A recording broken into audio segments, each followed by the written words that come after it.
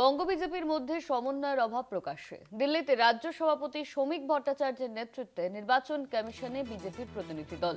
অন্যদিকে রাজ্যের সিও দপ্তরে বিজেপি সাংসদ শান্তনু ঠাকুর। এই নিয়ে আমরা বিস্তারিত জানবো। ফোন লাইনে রয়েছেন আমাদের প্রতিনিধি সত্যসুন্দর ভট্টাচার্য। সত্য, ঠিক কি জানতে পারছো? দেখো, বঙ্গ বিজেপি নেতৃত্বের মধ্যে আরো একবার সমন্বয়ের অভাব যে রয়েছে সেটা আরো একবার প্রকাশ্যে এলো।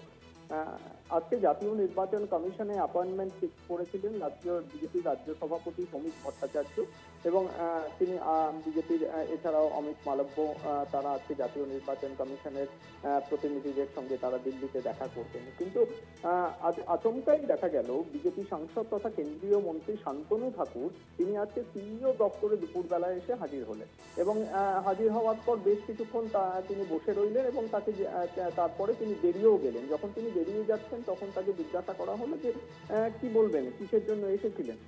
তিনি জানালেন যে ভুল করে চলে এসেছি। অর্থাৎ এই একটা বিষয় কিন্তু পরিষ্কার যে দিল্লিতে জাতীয় নির্বাচন কমিশনের কাছে অ্যাপয়েন্টমেন্ট ফিক্স হয়েছে, সেখানে রাজ্য বিজেপির সভাপতি সেখানে উপস্থিত হয়েছেন, অথচ কেন্দ্রীয় মন্ত্রী তথা বিজেপি সাংসদ শান্তনু ঠাকুরের কাছে সেই তথ্যটা নেই। তিনি দিল্লির নির্বাচন কমিশন আর সিইও দপ্তর তাহলে কি গুলিয়ে ফেললেন, এই প্রশ্নটাও কিন্তু উঠছে।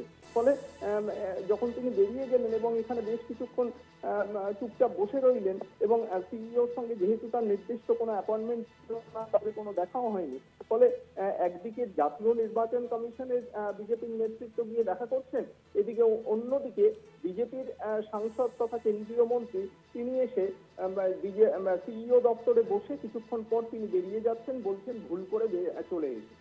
হ্যাঁ সত্য, ধন্যবাদ তোমায়। আমাদের সঙ্গে ফোন লাইনে ছিলেন আমাদের প্রতিনিধি সত্যসুন্দর ভট্টাচার্য।